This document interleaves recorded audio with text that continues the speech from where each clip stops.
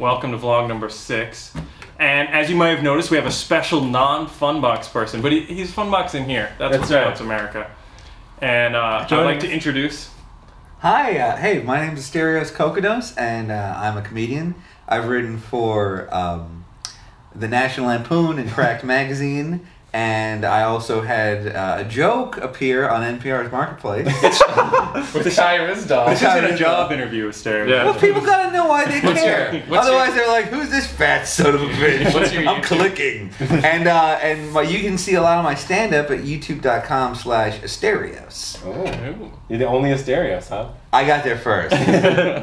You know what I'm noticing is that 4 of us talking over each other and drinking coffee sitting around a table, we're just a little bit less production value away from the view. I started doing comedy when I was 12 years old. I got a column for my town's newspaper, and then I became like the youngest school newspaper editor like in Long Island's history. And I got like an award that was like most distinguished editor when I was like 16. You're getting lower thirds for all of us. This is here. Most distinguished, youngest. Sky runs. One time, I was on a film shoot. It was a talk show actually that I was a host of, ironically. And I'm like, we'll just put in a Chiron here. That's like your web address. And the girl was like, Chiron, whatever, Grandpa. We call them lower third titles now. We can't conceptualize Chirons. It takes up this part of the screen. We'll just call it that. Logos? We just call it upper sidesies. Chiron, I said upper sidesies. Sure. But did I tell you? I did tell my joke about Watchmen. What? I'm sitting there with a bunch of fanboy friends. We're all the first Watchmen preview we'd seen in theaters. Like, oh! And I hear this woman behind me, like when Dr. Manhattan's doing his like blue, flashy blue stuff, and she goes, "Ooh, Green Lantern movie." Yes. He's a different color. He's not even the same color. He's not green. There's no lantern.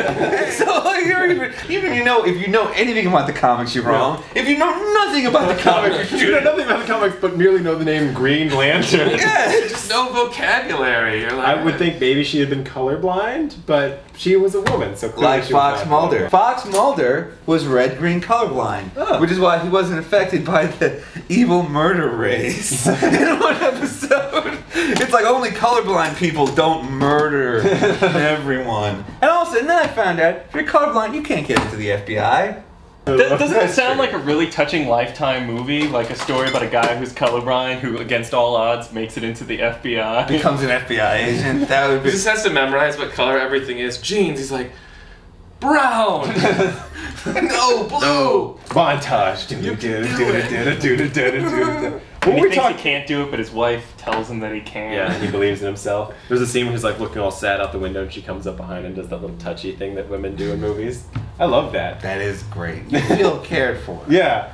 When you're sad and you're just being all manly and like virile, and she like comes up and is like, "Oh, what's wrong, sweetie?" And you're just like, and then "I don't know if I'm man enough." Hey, thank you guys so much for having me. Thanks for letting us gab your ear off. Yeah. Oh, come on. My website is presidentbaby.com. Yeah. And that's enough for people to be like, oh, this guy's busy. Yeah. We should care about what he says. Yeah.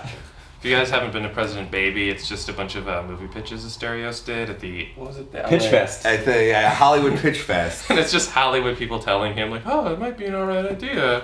President Baby, huh? Yeah. It's something along the lines of President Bear, for those of you who watch FunBox. Oh, and I'm in the Most Dangerous Game FunBox. And you might story. Yeah, it's a dual role, which most people think Asterios has a twin brother, but nay.